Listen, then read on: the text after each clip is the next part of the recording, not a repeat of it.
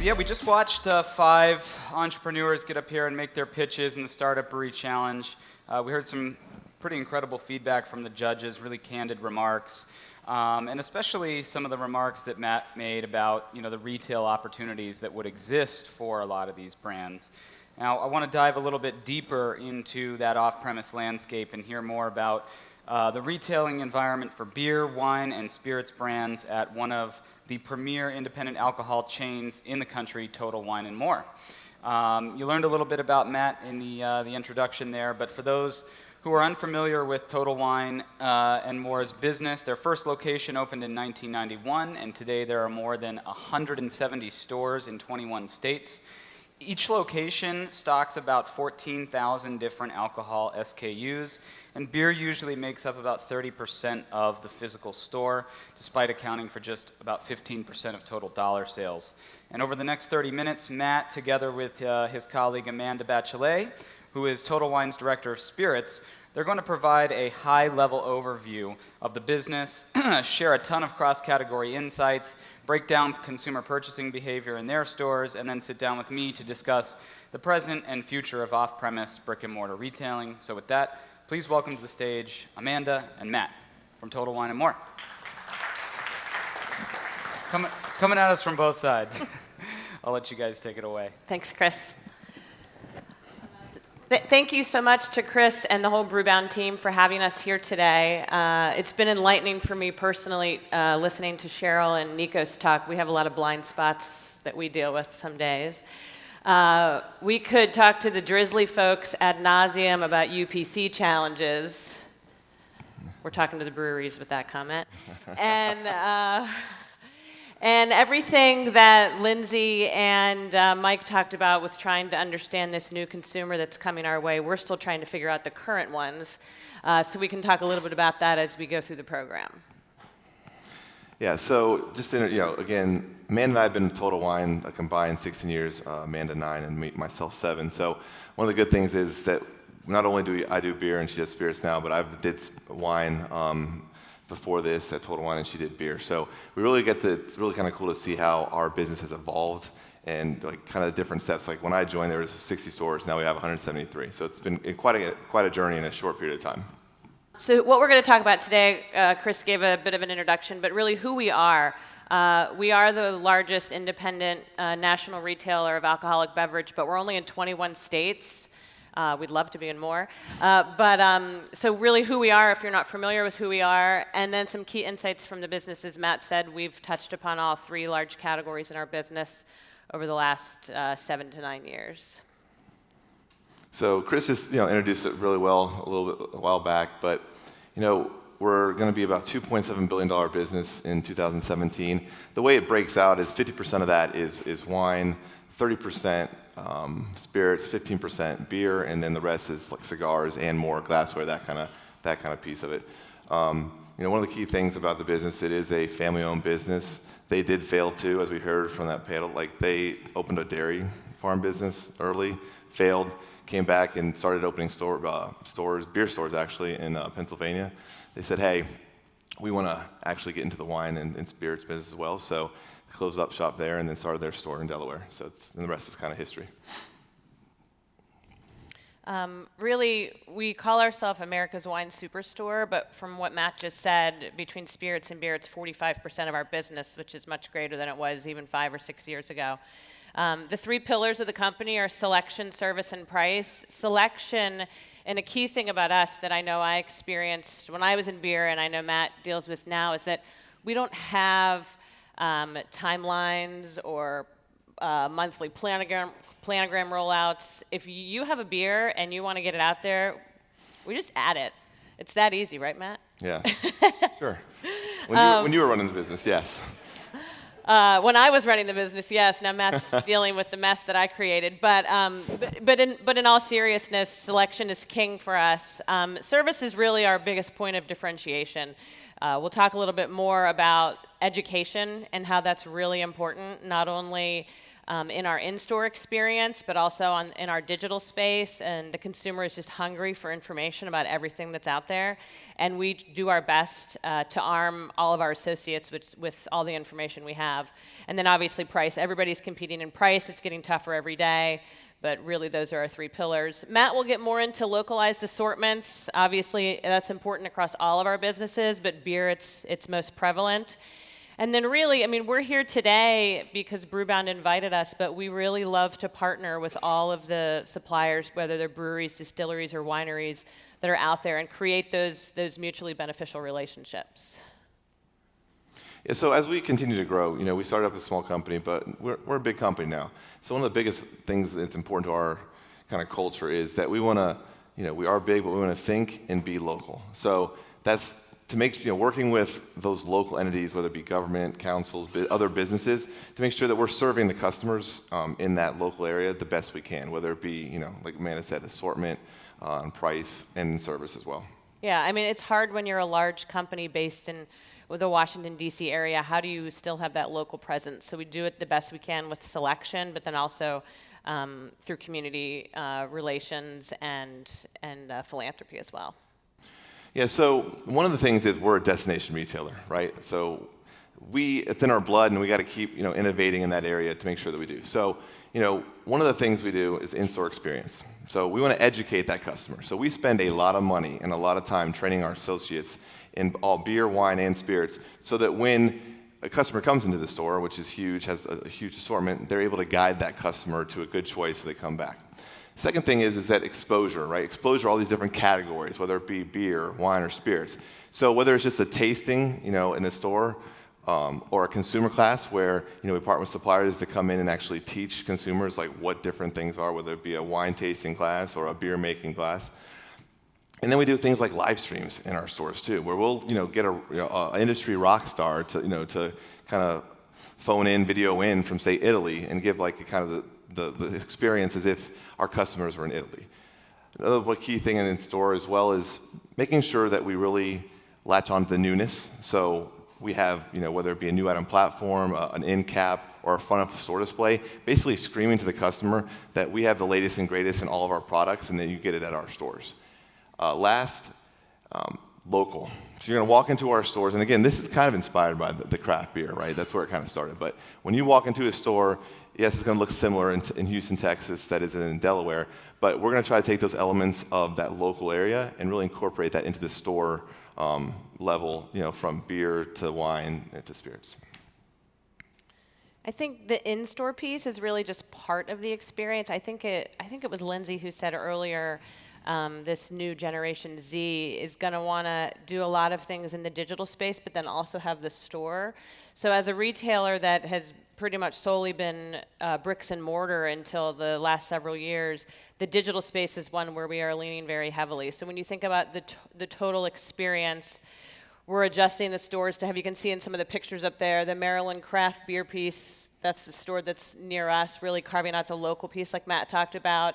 Creating the distillery at Total Wine, we have the brewery district at Total Wine, but then how does all that translate to our online space? And that's really where you guys come in. The sky's the limit in terms of content that we can get out there, so it's really the rich content that is going to be a true point of differentiation for us in terms of that extended experience. So it's not just really walking through the store anymore, it's being able to see everything about the brands online, and that's really where you guys come in to help us build out that content. So, key insights from what's happening in beer, it's not new news, but like we see this at the retail level as well. It's, local and new continue to be the elements that are actually driving sales in our stores. Again, and figuring out how we kind of balance that with making sure that we're, supporting the overall category as well. One of the things that's been interesting to see, and I think that, and Amanda's going to be able to talk a little bit more about this, is, what the craft boom did was it really introduced customers to some, stronger taste profiles, more bitter taste profiles, that actually had higher ABVs as well. So I think that, it's a blessing and a curse. We introduced them to something, and it was great because we were taking share from spirits and wine for a while, but then I think it also allowed that customer to say, hey, if I can drink a strong craft beer, bitter beer, then I can also start taking on stronger flavors like bourbon, scotch, tequila, that kind of piece of it, which is kind of like, see some of that kind of that business kind of getting like leakage over to spirits. I don't need to talk about it anymore because you did it. Yeah, I mean, it's a greater and easier entry into whiskey or those stronger proof items and spirits. I mean, we've seen 3 consecutive years of double-digit growth in whiskey with no sign of it slowing down. Tequila in the last 12 months, really 12 to 18 months, is on fire. And what's on fire is not your everyday brands. It's everything premium. It's everything $30 to $40 plus. We're seeing a lot of growth in the $45 and up space. And it's across more than just whiskey. It's whiskey, it's tequila. We're seeing it in rum.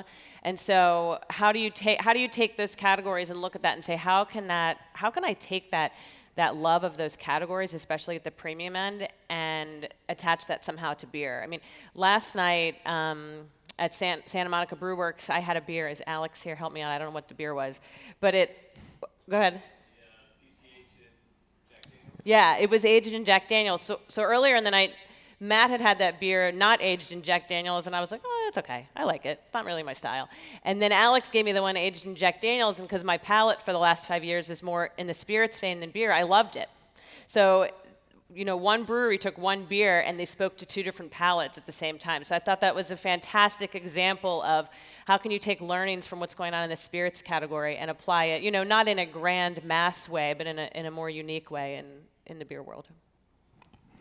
I mean, lastly, you talk about this is like, we're trying to figure out, our demographic. We, for the first time, I think in the history of the company, we did a segmentation study / project to where we kind of identified 5 segments that we're really going to go after in the next, 3 to 5 years. And one of them was the social apprentice. Mm-hmm. So you can talk about that a little. Yeah. It's the youngest customer segment that we've identified in the company, and they, through all of the focus work groups that we've done in partnership with outside companies, they are really afraid of making bad choices. So a lot of times we see customers sort of wander in our aisles, and a lot of those they're really exploring, and they end up filling their cart. But I think a lot of them are really afraid to make the wrong choice, to pick the wrong beer or pick the wrong whiskey. And so getting back to the enriching the content, what can we do as an industry to educate that customer segment, which I think is just going to continue. I mean, they're a very large group of our customer population, to help them understand more about the products and help them make more informed choices when they're in the aisle. And with that, we'll Chris back up here. do some Q&A.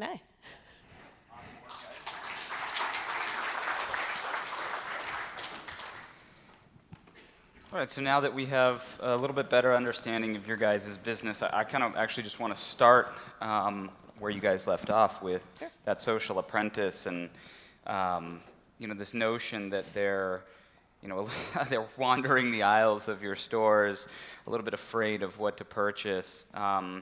How are you guys addressing that type of consumer, and what are you doing to, I guess, help their journey through your stores and just through their alcohol purchasing process?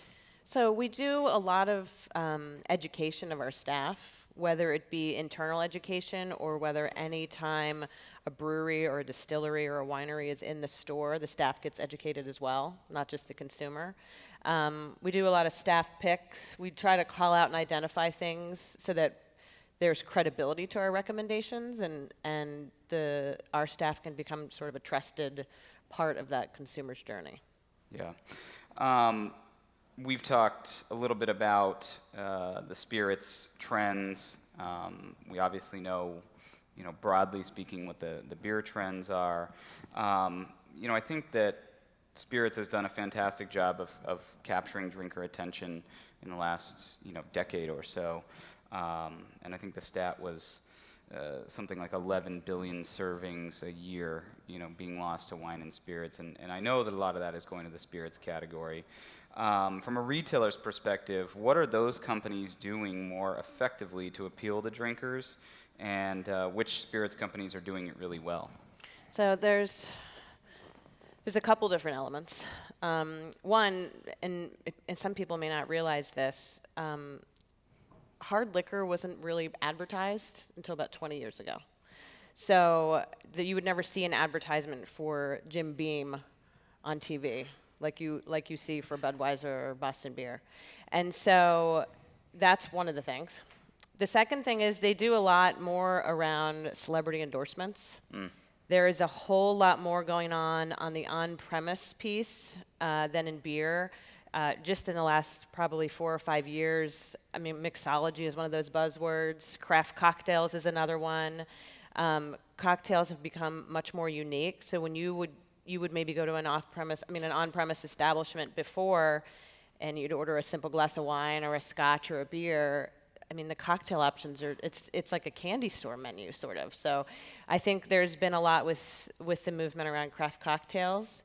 And then there's an innovation piece, and when I say innovation, I mean product, but I also mean the approach to the consumer. So product, Jameson does Caskmates, where they age it in beer barrels. High West did a collaboration with Lagunitas, and then they did another one with Ballast Point. And so Constellation. Those partnerships. But then, we just had a supplier in about a month or two ago. They're still finishing this up, so I don't want to say the company, but literally it's virtual reality. You put a headset on, and I'm tasting a Scotch range across all of Scotland, whether it's an Islay, a Highland, or a Speyside, and I'm experiencing it, like on a boat diving into the ocean off of Scotland. So my comment earlier about the futuristic VR tasting, it's already here. Yeah, it is. Wow. It is. And it's psychological, right? That Scotch tasted a whole lot better to me, and I'm in the business. So imagine if, you had a flight of beers in front of you, and you put a headset on, and you're the brewmaster's talking to you, and you're walking around the brewery, and... Yeah, aside from putting a set of VR goggles on your face and touring around the local market where a brewery is, what can beer companies learn from what the spirits companies are doing, and what are some ideas that you might have for the folks in our audience to, generate some more attention in your stores? What do you think from a beer perspective? I think Matt talks a lot about the area is already, it's disruptive in and of itself. The packaging is so colorful, it's so bright. I think one of the things that Matt and his team have done a great job of is really curating the assortment. So he's pulled out the local piece in most markets, in at least a number of markets. Yeah, one of the things I think that, when we look at what Spirits has done, and they just have a bigger base, right? So we all know that craft beer speaks to a pretty narrow, male-dominated kind of, segment. And I think that, there are some successes, and you see that. So when you look at the beer category, you look at some trends and innovation that's happened. It hasn't necessarily been, there's been innovation in like fruit, infused or IPAs, but it's the spiked seltzers, right? But that's a good example of how it's in the beer category. Like falls under my category in the business. But that's actually basically being able to go across that line and say, this is not necessarily a male-dominated segment. This is something that we can actually kind of steal some share back from spirits and wine because it's more approachable. And I think that's one of the things that we got to work on as an industry is like, okay, how do we continue to talk to more than just the male customer, the young male customer? Yeah, and it seems like that would be an opportunity for brewers to come up with some creative programming with you guys. What are some of the ways that you guys are already working with brewers creatively, just on the programming side, and how effective has that been? Yeah, it's been fun, right? So it's one of those things that when craft was in its heyday 2 or 3 years ago, it was all we had to do was like Amanda did, just add a bunch of SKUs and it sold, and we never had to DC anything, and those times have changed, but you can still have that. And I think one of the interesting things we've done is say, okay, how do we get these stories and get these breweries to different places in the country where it's talked about on Untapped, but I hear about this beer out of Minnesota or Oregon that I can't get in Florida, but how do we work with the breweries to say, okay, hey, do you guys want to, does the brewery want to have some, market insight, and we can send like a truckload down there, they kind of send it down to that market, put it in our stores. They give that brewery some insights. They can say, okay, hey, yeah, this is a market that's ripe for us to go into, or this is it did fairly well, but we have some things to learn and some things to tweak. Maybe we don't put all of our SKUs down there, and it really allows them to kind of test the market. So that's one of them. Second thing is I thought that it's just first to market, and basically saying if you're a local brewery, one of the cool things at Total Wine is we have a bunch of local regional ordering captains that actually handle the business at a local level. So they're the ones that are able to make the contact with the local breweries. I mean, I sit in Bethesda, Maryland. Like, that's really far away from Santa Monica, brew works, right? But my local rock can have those conversations and figure out and tell my team, hey, Matt, we have this new brewery. They're going to can. Let's get them, set up in our stores as soon as possible. Help them launch the off-premise efforts that they're going to do. So that's another thing. Third is just if a brewery wants to expand out of their home market, we can help them do that if we have stores. So we could be like the off-premise launch point for them. Yes, we want them to go on-premise, but we could help them, and we could be like the off-premise launch party point for that brand. Because again, our staff is very knowledgeable, and they can talk to the benefits of that. So that's kind of like some examples of programming that we've done. But it's not all about local. So I don't want to. There's also a place where you can work with a bigger supplier to come up with a marketing promotion. Okay, so let's take some import in craft beers and let's do some kind of program where we can sell both up and make it a part of a deal where we're selling that whole basket. And that works with a lot of these acquisitions. Now they have different brands that they can do that, and we can kind of talk about how we build that basket around those brands. Yeah, mentioned it in my introduction. Beer makes up just about 15% of dollar sales for you guys. What are the beer trends for you this year? And is beer growing? Is it staying mostly flat within Total Wine? If it is growing, what products are performing well? What types of styles? Yeah, so it's pretty flat. I mean, we look at comp stores, so we're always looking at what the stores did the year before. So pretty flat. Like I said, spiked seltzer, that trend had done really well. Some local and regional ciders has done well. We have a category, it's that cider, hard soda, non-alcohol FMB category that kind of provides like the newness and trends, it seems like, every year, and that's doing really well. Last year, with the anniversary of the hard soda, it didn't do so well. So that's the piece out of the non-beer. I'd say beer-wise, the sours in our store, barrel-aged beers has been a pretty hot trend that we were able to, again, on a smaller base than you would say, obviously an IPA or whatnot, but those are kind of the trends that we kind of see in the beer area. Does there ever come a point where you're reallocating some of the space that you have previously dedicated to beer and giving it to better performing categories like, even cider or spiked seltzer, say those, start to grow? You take space away from craft. Do you give it to spirits? Do you give it to wine? When do you start thinking about that? Yeah, so we started thinking about, we haven't had to do that in craft per se because we have so much local and newness from the craft brewers that still, fill the shelves. But there are, again, it's Total Wine anymore. It's not Total Beer anymore, which I wish it was, but that's just, that's the way it is. But, there have been cases where, we're going to be smart about, ceding some space. And it's not necessarily like losing space. It's just making the space that we have more efficient. And I think that's how we look at it. We've started to think about that in different markets that are, say, more penetrated in spirits, maybe like a Texas. Wine, California, Pac Northwest type of thing.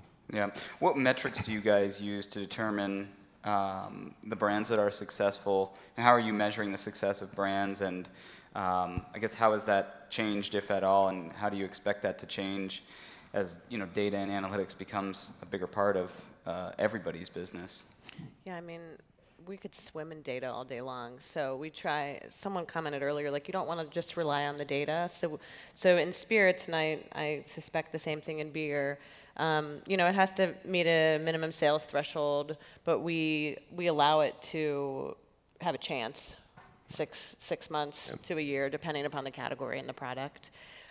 We give a little more leeway if the product is local, and I think the definition of local can be pretty tricky. Like, is local the region, the state, the city, the town? If you're a Southern California product, but you really don't have much legs in Northern California. So we have to play around with what regionality really means. Did I miss anything? No, So you guys have the same frameworks that you operate within both spirits and for beer. If something's not selling after a year, probably not staying on the store shelves. But it's also, every store you walk into has a different assortment. Because every store is going to have different demographics, a different customer base, different loyalties. So just because we discontinue it, I might go in and discontinue a spirit in like 32 stores, but I still have 120 some other stores where the product still exists. Right. Yeah, that's one of the things I think is unique about us is, like I said, that whole local thing. Like, even in like Southern California market, we'll have I don't say a completely different assortment, but there'll be some good variety of assortments from one store, say in Tustin, than our store in like Redondo Beach. And we just want to, so we're not so hell bent on saying, okay, we have to have the assortment so we can advertise and promote the same thing. That's not in our culture. It's more of a, hey, we're going to sell what that local customer wants. Yeah. Well, a lot of talk about the customer today and just giving the customer what they want. Almost makes me think that companies weren't giving the customer what they wanted before, but it seems like that's always been part of your philosophy. Mm-hmm. Yeah. You mentioned during the presentation that this trend towards higher ABV beers may have contributed somewhat to the growth of spirits brands, pushing consumers to that category as a result of kind of trading them up in the beer space to higher ABV products. So really a two-part question. Did that occur? Did the trend towards higher alcohol beers, did brewers sort of push consumers into spirits in general? And how does Total Wine see the resurgence in more of the session strength beers playing out?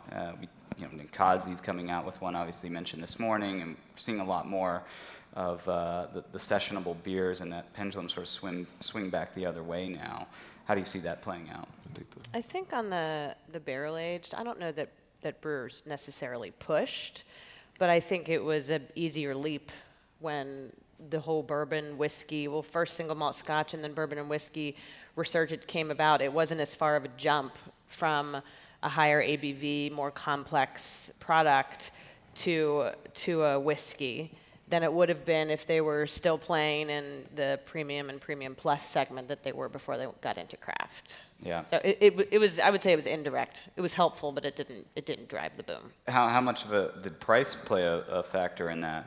I mean, as you start to look at the price of a barrel-aged beer versus the price of a $7.50 of whiskey. A lot of times there wasn't really a whole lot of difference. Yeah. I mean, there's some jump, but from a 22-ounce bomber of a high ABV to a $7.50 of a whiskey, depending upon the quality and aging of it, sometimes it's $4 or $5, sometimes it's $10. But it was an easier leap to go from that price point of a beer than, say, where the customer was before the craft boom. Yeah, brewers have almost created the problem in some ways, it sounds.